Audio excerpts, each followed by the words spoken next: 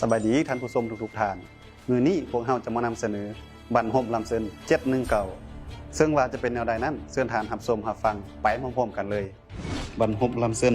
719แม่นบันฮบที่ยิ่งใหญ่และดุเดือดเป็นการปิดท้ายสงครามอินโดจีนระหว่าง3ชาติลาวเวียดนามและกัมพูชาต่อสู้ตามจักรพรรดิอเมริกาผู้โหดร้ายป่าเถื่อนพวกเขาได้ปฏิบัติกลอุบายหวังเอาคนอินโดจีนฆ่าคนอินโดจีนพวกมันจึงได้ใช้กำลังทหารหุ่นไส้งอนและกำลังทหารหุ่นเวียงจันทน์เป็นเครื่องมือให้แก่พวกมันในที่สุดนิกสันประธานาธิบดีของอเมริกาได้ตกลงเปิดบันฮบ3บันฮบพร้อมกันคือบันฮบลำเส้น719บุกตีเข้าเส้นทางเลขเก่าภาคกลางของลาวบันฮบไซสนะ719 NB บุกตีขึ้นตะวันออกเฉียงเหนือของกัมพูชาบันฮบกวงจุงซีตีขึ้นไต้เหวียนเวียดนามและชายแดนของ3ประเทศแล้วพบกันอยู่ตาแสงกองมีเมืองภูวงแขวงอัตตปือของลาวในนั้นบันฮบ719แม่นบันฮบเคลื่อนทัพตนโตขนาดใหญ่ที่สุดที่บ่เคยมีมาก่อนจุดประสงค์เพื่อตัดสนามรบอินโดจีนออกจากกันในบันฮบลำเส้น719แม่นบันฮบที่ทำลายสร้างครั้งและเส้นทางลำเลียงเสบียงอาหารอาวุธกระสุนให้แก่สนามรบภาคใต้เวียดนามภาคกลางของลาวและกัมพูชาศัตรูวางแผนบุกตีเบียดยึดเอาเส้นทางเลขเก่าเซโปนสวรรณเขตโดยนำไส้เหงียนวันเที่ยวประธานาธิบดีหุ่นไส้งอนเตาโฮมกำลังย่างลงหลายไส้5กองพลใหญ่มี 55,000 คนโดยมีกำลังหุ่นไส้งอนและกำลังเคลื่อนที่ของอเมริกา 9,000 คนและกำลังหุ่นไส้งอนมี1กองพลทหารหาบเล็ก1 3กองพลทหารหาบภาค1 1กองพลทหารหาบรถจอง1กองพลทหารหาบยานเกาะกลุ่มทหารเคลื่อนที่พิเศษเล็ก1 13กองพันปืนใหญ่กำลังทหารหุ่นลาวมี2กองพันทหารหาบและกำลังฝ่ายอเมริกามี1กองพลรถจองเลข101 1กองพันยันเกาะเคลื่อนที่โดยยนต์เลข5กองพลน้อยเลข23มีกำปั้น2ลำจอดอยู่หน้าน้ำทะเลแขวงกวงบิ้งหาดติ่งเวียดนามเพื่อป้องกันให้ทหารบกบัญชาโดยพลเอกแอดสโมแลนด์และอาวุธที่พวกเขานำใช้มีปืนใหญ่125 มม. 175 มม. 203 มม. รวมทั้งหมด300 กระบอกรถ RM113 มี300 คันรถตั้ง300 คันยนต์ทิ่มระเบิด B52 ยนต์ขึ้นสื่อ800 ลำยนต์สู่ฮบซอดแนม 1,000 ลำบัญชาโดยพลโทฮวงซานรามผู้บัญชาการเขต1ทั้งเป็นผู้บัญชาการของพลหมายเลข1ทหารหุ่นไส้งอนทิศสีน้ำของศูนย์กลางภาคเฮาสืบต่อบุกตีศัตรูรักษาเส้นทางลำเลียงจากภาคเหนือสู่ภาคใต้ของเพื่อนเวียดนามสมทบเพื่อนเวียดนามทับมั่งแผนยุทธศาสตร์ของอเมริกาเปิดบันฮบขนาดใหญ่โจมตีเข้าเส้นทางเลขเก่าเฮ็ดให้ศัตรูปราศัยกำลังฝ่ายเฮามี6กองพันน้อยทหารเขต5กองห้อยกำลังท้องถิ่นแขวงสวรรณเขตกำลังกองร้อนมีเมืองพีนเซโปนเมืองนองเมืองตะโอยเมืองตุมลานรวมทั้งหมด 25,000 คนและกำลังป้องกันตัวป้องกันความสงบกำลังฝ่ายอาสาสมัครเวียดนามมีกรมกองบี้229 45และ8เหล่าทัพ70 3กองพลทหารหาบ2กองพลรถหุ่มเกาะ3กำลังปืนใหญ่หลักแกกำลังฝ่ายแบก584 4กองพันปืนใหญ่ป้องกันอากาศภาคส่วนรับประกันมี4กองพันสร้างแสง1กองพันใหญ่ตีพิเศษ1กองพันใหญ่สื่อสาร1กองพันน้อยสืบข่าวได้แบ่งเขตบัญชาออกเป็น2กลุ่มมีกลุ่มตะวันตกฝ่ายลาวรับผิดชอบมีทานสมานวิญญาเกตคณะเลขาธิการทหารศูนย์กลางเป็นผู้บัญชาเขตลาวใต้ทานกิทุมมาลาหัวหน้าการเมืองเขตและทหารอื่นๆอีกจำนวนหนึ่งกลุ่มตะวันออกฝ่ายเวียดนามรับผิดชอบมีทานเลจองเติ้นห้องเสนาธิการทานเลกวางดาวห้องกรมใหญ่การเมือง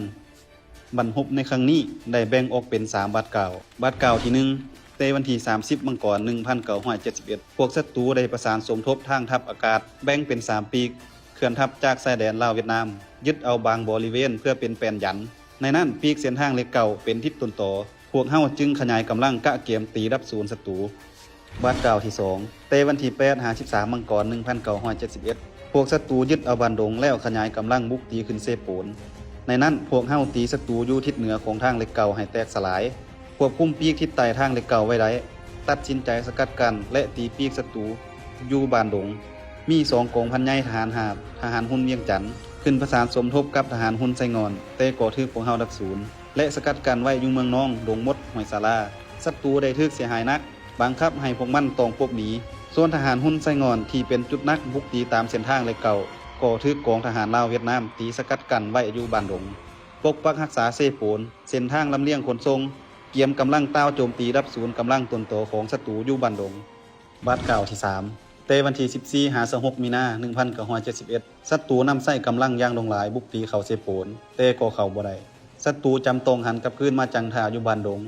ควบคุมเส้นทางเลขเก่าย้อนศัตรูถึกปราศัยนักในทั่วสนามรบกองพันที่2ของกองพลที่1ศัตรูจึงตนหนีออกจากสนามรบปะถิ่มรถหุบเกาะรถตั้งปืนใหญ่อยู่ทิศใต้ทางเลขเก่า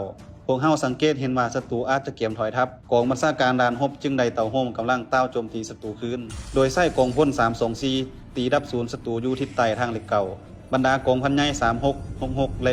64ได้เพิ่มทวีรถตั้งปืนใหญ่ตีดับศูนย์ศัตรูอยู่บ้านดงมาฮอดวันที่23 มีนา 1971พวกเฮาได้เป็นเจ้าการสนามรบอยู่บ้านดงและบ้านรบก็สิ้นสุดลงในวันที่23 มีนา 1971ผลสำเร็จในบ้านรบลำเซิน719พวกเฮาสามารถปัดเคลียร์ศัตรูออกจากวงสู้รบได้ 30,000 คนในนั้นฆ่าตาย 23,000 คนจับได้ 7,000 คนยึดและทำลายรถตั้งรถหุ้มเกาะได้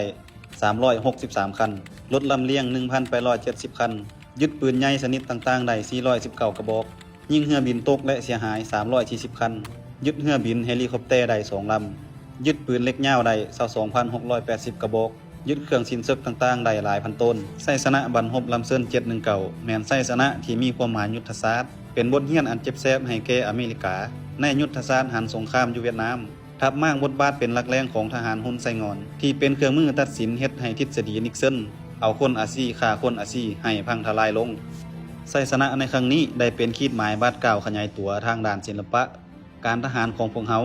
นำใส่เหมาะสมกับสภาพตัวจริงสามารถตีต้านกับการเคลื่อนทัพขนาดใหญ่ของทหารฮุนไซงอนและทหารฮุนเวียงจันทน์ให้ปราศัยลงพวกเฮาสามารถปกปักรักษาเขตยุทธศาสตร์ที่สำคัญนี้ไว้ได้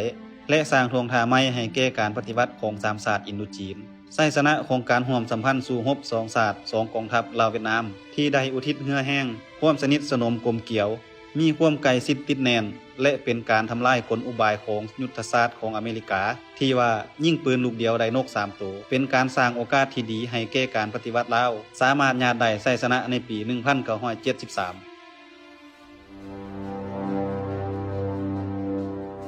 ที่ผ่านไปนั้นแม่นการนำเสนอบรรพบลำเซิน719ขอบใจข้อมูลดีๆจากหอสมุดกองทัพประชาชนลาวสุดท้ายนี้อย่าลืมกดไลค์กดแชร์กดติดตามเพื่อเป็นกำลังใจให้พวกเราเฮ็ดคลิปใหม่ๆขอขอบใจ